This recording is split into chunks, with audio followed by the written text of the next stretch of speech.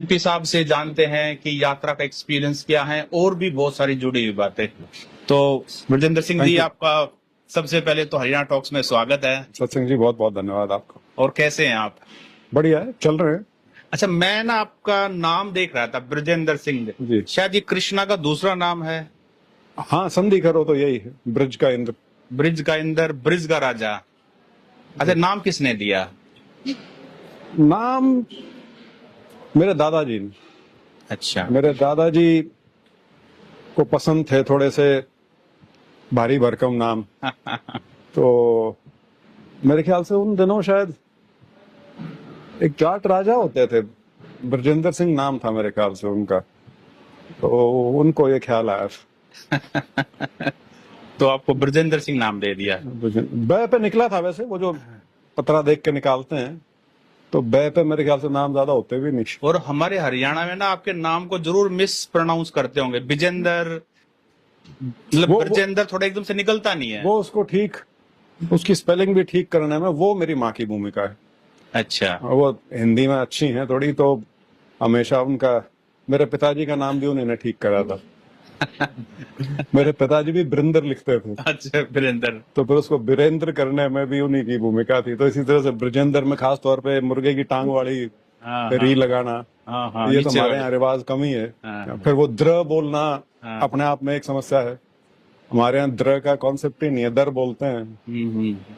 तो लॉर्ड कृष्णा, जैसे आपने बताया कि एक अगर संधि करें तो वो भी होगा, उन्होंने भी महाभारत लड़ी थी, आप भी एक महाभारत की लड़ रहे हैं राजनीति में। नहीं, हमारी तो बल्कि लड़ाई है भी नहीं, वो तो बहुत बड़ा युद्ध हुआ था। हम तो युद्ध ना हो उस चीज में लगे हुए हैं। युद्ध ना हो, सद्भाव बना रहे, क्योंकि हरियाणा में अभी तक ऐसा नहीं है कि कोई समाज के अंदर बहुत ज्यादा कटुता पैदा हुई हो, तो वो ना स्थिति उत्पन्न हो, कोशिश की जा रही है। यही सद्भाव का अर्थ है हमारे लिए। तो सद्भाव है वो बना रहे, जो भाईचारा है वो बना रहे, क्योंकि जो छत्तीस बिरादरी का भाईचारा है, इसको एक बिल्कुल ऐसा लगता है षड्यंत्र सा रचा जा रहा हो, और कुछ लोग उसके बहकावे में आ भी जाते हैं समय समय पर।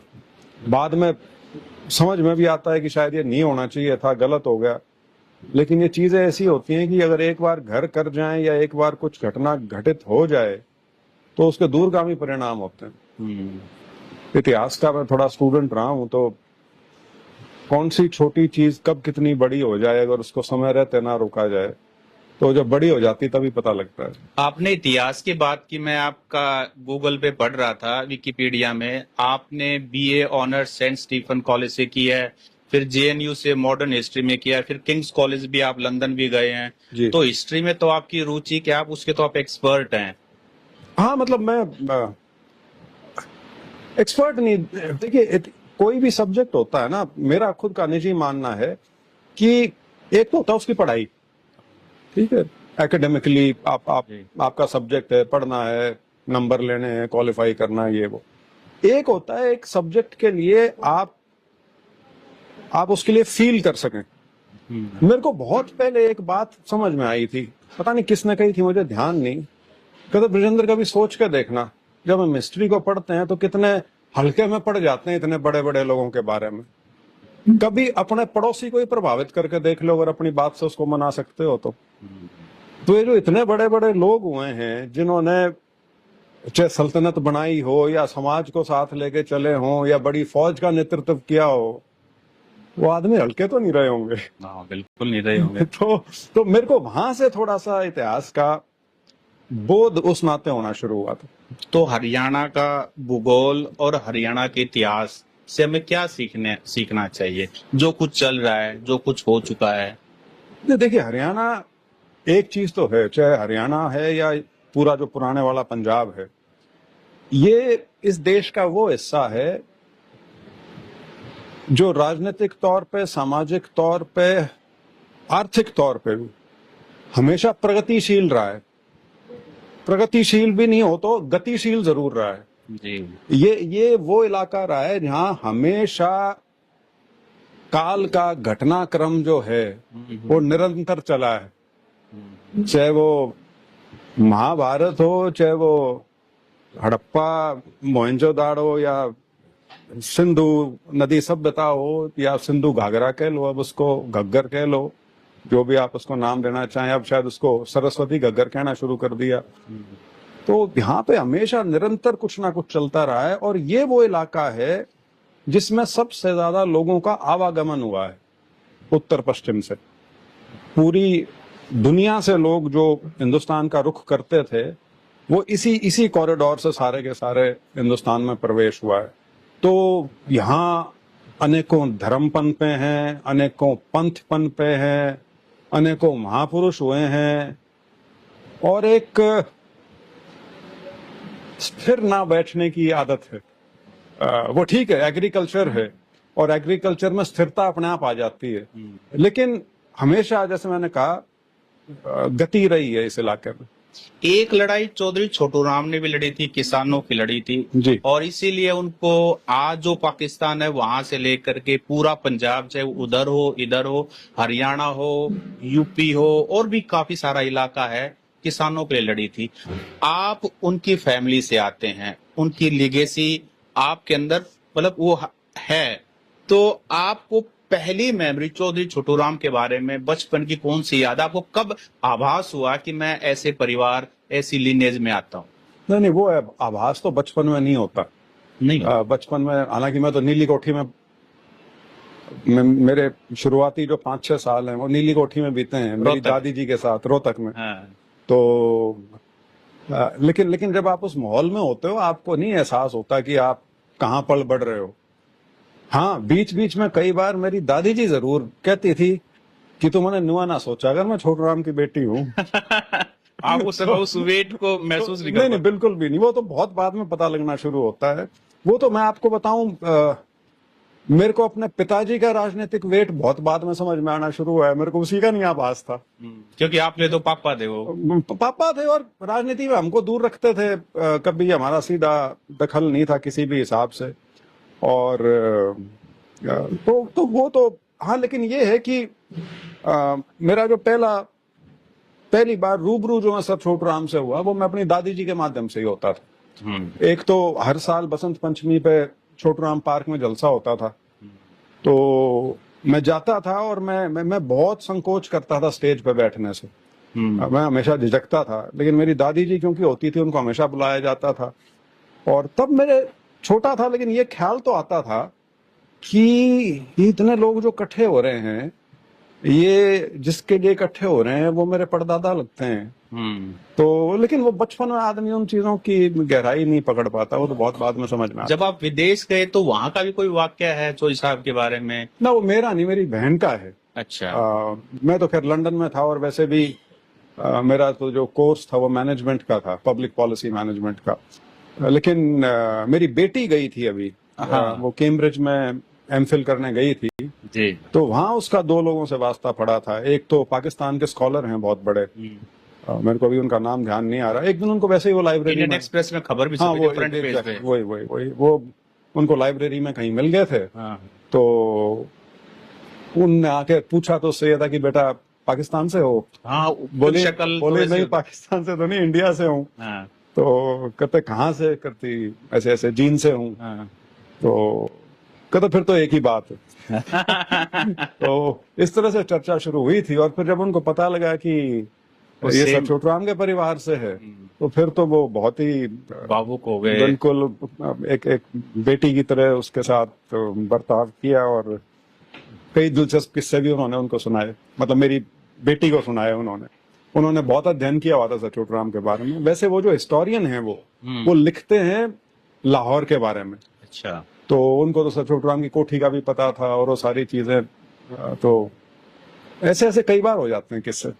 आपने 5 अक्टूबर को उचाना से सद्भाव यात्रा शुरू करी, तो ऐसा नहीं लगता कि वो सापला से भी शुरू की जा सकती थी, चौधरी साहब के गांव से? क्योंकि वो भी एक कनेक्ट तो था ही। नहीं, मैं इसी चीज यहाँ ना मुझे थोड़ी आपत्ति है। मेरे पिताजी ने और मैंने कभी भी सर छोटू राम और उनके नाम का या उनकी विरासत का प्रयोग नहीं किया है। हमें बस इस चीज का गर्व है कि हम उनके सीधे वंशज हैं। लेकिन अब मैं सेंट स्टीफेंस कॉलेज में पढ़ता था। हाँ। तो हमारे एक बड़े विदेश के प्रोफेसर थे जो पूरी जिंदगी वहां कॉलेज में रहे, डॉक्टर बेकर नाम था उनका जी। तो मैं उनके ट्यूटोरियल ग्रुप में था। एक दिन ऐसे ही बातचीत में उन्होंने पूछा आप हो कहाँ से, क्योंकि मेरा स्कूल पे तो मॉडर्न स्कूल दिल्ली था। हाँ।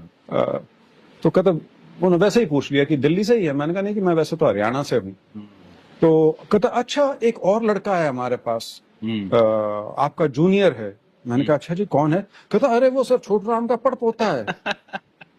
अच्छा। तो जब ये कहा तो फिर मेरे को कहना पड़ा। मैंने कहा जी सर छोटू राम का इकलौता पड़पोता था मैं हूँ, ये दूसरा कौन है मेरे को मिला दो। तो मैंने तो कभी कॉलेज में ये नहीं बता रखा था कि हम कहाँ से हैं। तो उस नाते हाँ, लेकिन ये है कि बहुत बार मौके ऐसे भी आते हैं जब मैं सांपला वाला जो स्टैचू जो लगा है वहां से आशीर्वाद लेके भी निकलते। नहीं, बहुत सारे लोग जब वहां से गुजरते हैं तो गाड़ी का हॉर्न बजा के चोई साहब का इतना बड़ा 64 फुट का वो देखते हैं तो सब नमन करके जाते हैं। ये एक अच्छा काम हुआ उस दौरान। अच्छा, एक भारत जोड़ो यात्रा शुरू की थी राहुल गांधी ने, उन्होंने भी व्हाइट टी शर्ट डाली थी। आप भी एक सद्भाव यात्रा निकालने हैं, पैन हरियाणा 90 की 90 असेंबली कॉन्स्टिट्यूएंसीज को आप टच करेंगे। ये व्हाइट टी शर्ट का, क्योंकि अभी तो सर्दियां भी आने वाली हैं, आप इसी में रहने वाले हैं क्या राहुल गांधी की तरह? मैं राहुल गांधी की तरह मेरी सेहत नहीं है कि मैं सर्दी टी शर्ट में निकाल दूं। मैं अपनी स्वेटर जैकेट सब पहनूंगा। लेकिन ये जरूर है कि सर सद्भाव यात्रा के अभी जो ओरिजिनल इंस्पिरेशन है वो भारत जोड़ो यात्रा की। अच्छा। और मैंने जब इस यात्रा के बारे में सोचा भी था, जब हम सब ने बैठ के, तो सबसे पहली बार मैंने ये यात्रा किसी से डिस्कस की थी तो राहुल गांधी जी से की थी।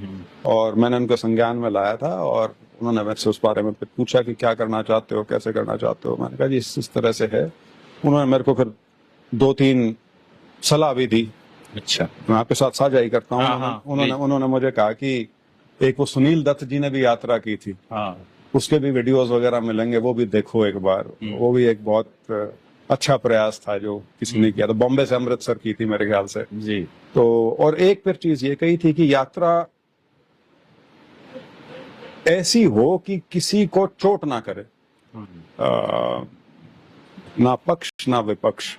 और मैंने कहा जी मेरी यात्रा का पर्पज ही है, और अपने नाम भी वही रखा है। मैं उसी भाव के साथ जा रहा हूँ।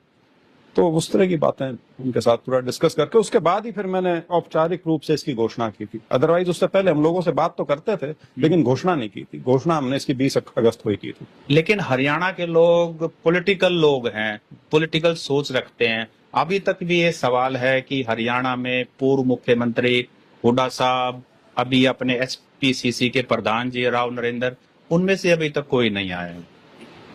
देखिए आ जाएंगे, 7 महीने की यात्रा है। मेरा मानना है धीरे धीरे सब आ जाएंगे। कौन रोहतक में भी तो आएंगे ना? कौन ऐसा होगा व्यक्ति जो सड़क पे चलते लोगों का विरोध करे? पक्ष में आना ना आना एक समय की बात हो सकती है, राजनीतिक कारण हो सकते हैं, लेकिन दिलचस्प चीज तो वो होती है जब मुझे कुछ लोग ऐसे मिलते हैं जो इस यात्रा पे टिक्का टिप्पणी करते हैं। वो मुझे बड़ा अटपटा सा लगता है कि मैं तुम्हारा क्या बिगाड़ रहा हूं, तुमसे कुछ मांग नहीं रहा, तुमसे कोई सहायता नहीं मांग रहा, तुमको बाइज्जत आमंत्रित कर रहा हूं। और यात्रा का जो आपने शुरू में सवाल किया, टाइमिंग, हाँ, मैं कौन सा राजनीतिक उल्लू सीधा करने लग रहा हूं आज के दिन? तो आपको व्याकुलता किस चीज की है? तो ये है। लेकिन बाकी जितने भी लीडर्स हैं, मेरा ये मानना है चाहे केंद्र के हों या प्रदेश के हों, कहीं ना कहीं किसी ना किसी समय जिसको जैसे सुविधा होगी जरूर राहुल भी आ सकते हैं। बिल्कुल आ सकते हैं। मतलब कोई बात हुई है, कोई कमिटमेंट है ऐसा? कमिटमेंट तो मैंने 7 महीने के दौरान कमिटमेंट तो मैंने टिकट की नहीं ली थी। तो कमिटमेंट कोई किस प्रोग्राम में कब आएगा नहीं आएगा उसकी तो क्या। अच्छा, टिकट पे बात आई, उचाना से आपने चुनाव लड़ा और सिर्फ मात्र 32 वोटों का जो, उसके बाद आप कोर्ट भी गए, उसमें फैसले में लगता है कि कुछ पॉजिटिव नहीं? देखिए अभी तो फिलहाल, क्योंकि वो मामला जो दूसरा पक्ष है, वो जो हाईकोर्ट का जो ऑर्डर था जिसमें उनकी वो एक दरखास्त डिसमिस करी थी, उसको लेकर वो एसएलपी में चले गए सुप्रीम कोर्ट में, तो उसमें थोड़ी तारीख जनवरी की लग गई अभी, तो फिलहाल जनवरी तक तो इंतजार ही करना पड़ेगा। उम्मीद है कि कुछ न्याय होगा? कोर्ट में आदमी उम्मीद के साथ ही जाता है। नहीं, मतलब देखो आजकल तो अलग तरह का सिस्टम है, हालांकि वो हमारी चर्चा का विषय नहीं होना चाहिए। नहीं, देखिए, मैं कोर्ट में बहुत छोटी प्ली के साथ गया हूं। मैंने अपनी पिटिशन को बहुत ज्यादा फैला नहीं रखा। सिंगल पॉइंट की पिटिशन है कि 215 वोट इनवैलिड डिक्लेयर हुई हैं पोस्टल बैलेट, और कानून ये कहता है इलेक्शन का कि यदि हार जीत का अंतर इनवैलिड वोट से कम है तो उन इनवैलिड वोट्स की रीवेरिफिकेशन रिटर्निंग ऑफिसर खुद करेगा, और करेगा नहीं, बाध्य है करने के लिए, और उसकी वीडियोग्राफी होगी जी। मैं सिर्फ इस पॉइंट पे गया हूं। मैं ये नहीं कह रहा कि मेरी वोट फालतू हो जाएंगी, कम हो जाएंगी, या मैं जीता हुआ हूं और मेरे को हरा दिया। रिटर्निंग ऑफिसर ने कानूनन जो इसकी जिम्मेवारी थी करने की, वो एक प्रक्रिया है जो नहीं कर रखी। मैं पूरा रिकाउंट भी नहीं मांग रहा, मैं सिर्फ वो 215 वोट जो पोस्टल बैलेट के इनवैलिड डिक्लेयर हुए हैं, सिर्फ उसकी रीवेरिफिकेशन जो रिटर्निंग ऑफिसर को करनी थी, मैं सिर्फ उसकी प्ली लेके गया हूं। तो इसलिए मुझे लगता है कि इसका फैसला टाइम से आ जाएगा। अच्छा, जब आप जमीन पे चलते हैं तो क्या थोड़ा सा हम्बल बनाता है आपको? मैं हवा में पहले भी कभी नहीं उड़ा लंबा चौड़ा तो मेरे पांव तो हमेशा जमीन पर रहे हैं, लेकिन फर्क पड़ता है आप, और खास तौर पे इतनी लंबी यात्रा जब आप करो। हालांकि मैं अभी ये मेरा कहना ठीक नहीं है इतनी लंबी, क्योंकि मैंने अभी 8वें हल्के में अभी हम आए हैं, हल्के 90 हैं, तो यदि मैं इसका 1/3 कर लूं या आधा कर लूं, उसके बाद मैं कह पाऊंगा कि इतनी लंबी। लेकिन हाँ, अभी भी जैसे, क्योंकि हम करीब 300 किलोमीटर से ज्यादा चल चुके होंगे, तो स्वाभाविक सी चीज है जब आप जमीन पे चलते हैं, उसमें एक और भी होता है। एक तो वो लोग आपसे मिलते हैं अलग अलग जगह, वो तो एक अपनी जगह है। आपका दिमाग भी एक अलग सतह पे काम करना शुरू कर देता है एक स्टेज के बाद। तो जो म्यूजिक बज रहा है या जो ढोल बज रहे हैं, एक पॉइंट पे आके जब आप चले जा रहे हो, आपको वो सुनना भी बंद हो जाता है, और आप कुछ और उधेड़ बुन में चले जाते हैं, और वो डिस्ट्रैक्शन जो है वो अपने आप साइड हो जाती है। आम आदमी का दर्द भी थोड़ा सा समझ में आता है, क्योंकि सभी उतने फॉर्चुनेट नहीं है। वैसे जैसे आप एक परिवार में पैदा हुए, तो एक तरह से सिल्वर स्पून वाली बात ही है, क्योंकि सब कुछ था। संघर्ष तो आपको अपने हिस्से का करना पड़ा, लेकिन जो आम आदमी का संघर्ष है वो शायद ज्यादा है, तो वो भी समझ में आ रहा है। मैं इस चीज से ना उतना इत्तेफाक नहीं रखता। संघर्ष हर व्यक्ति का अपना होता है। जरूरी नहीं है कि आदमी अरबपति परिवार में पैदा हुआ हो तो वो भी सुखी हो, उसकी अपनी समस्या मिलेंगी। वो एक फाइनर ईगो भी एक होती है। कई फाइनर ईगो में ही फंसे रह जाते हैं बेचारे, सब कुछ होते हुए भी कभी सुखी नहीं होते। तो संघर्ष तो मैं 3 साल रगड़ रगड़ के आईएएस में आया हूं। तो मतलब आप कह सकते हो कि मैं पागल होने की स्थिति पे आ चुका था, क्योंकि मेरे सारे जो क्लासमेट्स थे उनको 2-2, 3-3 साल नौकरी करते या जिस प्रोफेशन में जाना चाहते थे वहां काम करते हो गए थे, और मैं तभी तैयारी कर रहे थे। मैं कुछ भी नहीं था। और हमारा समाज बड़ा इस मामले में निष्ठुर है। आप कामयाब हो गए तब तो ठीक है, नहीं तो दिनों में लगा हुआ था जिसके बस का तो था ही नहीं, बेरा था हमने तो, वो तो शुक्र है हो गया। जैसे मैंने एक और इंटरव्यू में कहा था, मैं ज्यादा सामने नहीं आता था, लेकिन मैं उस टाइम जेएनयू में एमए कर रहा था, तो मेरे पिताजी को एक हमारे परिवार का आदमी था, वो कहता है कि और वैनी है मेरा घर का नाम, और वैनी क्या कर रहा है जी आजकल? कहते भाई वो एमए कर रहा है जेएनयू से। वो कहता है एमए उम्र तो नहीं हुआ करे जी। अब मुझे नहीं पता वो आदमी खुद 12वीं पास भी है या नहीं है, लेकिन समाज जो है हमारा तो लेबल दे दिया, वो उसको कहीं उसकी झलक तो आती है उसमें। हाँ, जीत गए तो सिकंदर। अच्छा, अभी सद्भाव यात्रा को लेकर के अभी आपने बहुत सारे और असेंबली कॉन्स्टिट्यूएंसीज भी कवर करनी है। अब जैसे बेहतर तरीके से हरियाणा को समझ रहे हो, जींद से बाहर निकल के हिसार में आ गए हो, आपने नारनौंद भी कवर किया था हिसार के अंदर, अब आगे जा रहे हो तो और क्या मतलब संदेश सद्भाव यात्रा को लेकर के जो लोग आपसे मिलने आ रहे हैं? देखिए, हरियाणा वैसे पूरे भारत की दृष्टि से देखो तो बहुत छोटा प्रदेश है और कहने को कॉम्पैक्ट भी है। हाँ। लेकिन जब हरियाणा को आप घूमो तो आपको हरियाणा जैसे छोटे प्रदेश में भी इतनी विभिन्नताएं नजर आ जाएंगी जिसका कोई हिसाब नहीं। मेरी पहली पोस्टिंग जो थी बतौर आईएएस में एसडीएम नारनौल लगा था। अब नांगल चौधरी चले जाओ, आपको ऐसा प्रतीत होता है आप राजस्थान में आ गए। राजस्थान में वहां की महिलाओं का जो पहनावा भी है वो भी बिल्कुल अलग है। जब मैं हिसार से एमपी बना, कह देता हूँ टीवी पे, जब मेरे पास नलवा आदमपुर के वहां से लोगों का फोन आता है ना, मेरे को आधी बार समझ में नहीं आता कि बोल क्या रहा है क्योंकि उनका जो लहजा है वो डायलेक्ट बिल्कुल अलग है। उस डायलेक्ट का जो मेन हिसार वाली साइड अगर आ जाओ और उधर से जींद वाली साइड आ जाओ और फिर रोहतक आ जाओ, रोहतक सोनीपत झज्जर वाली साइड, तो वही बात है, हर 40 मील पे बदलता है सब कुछ।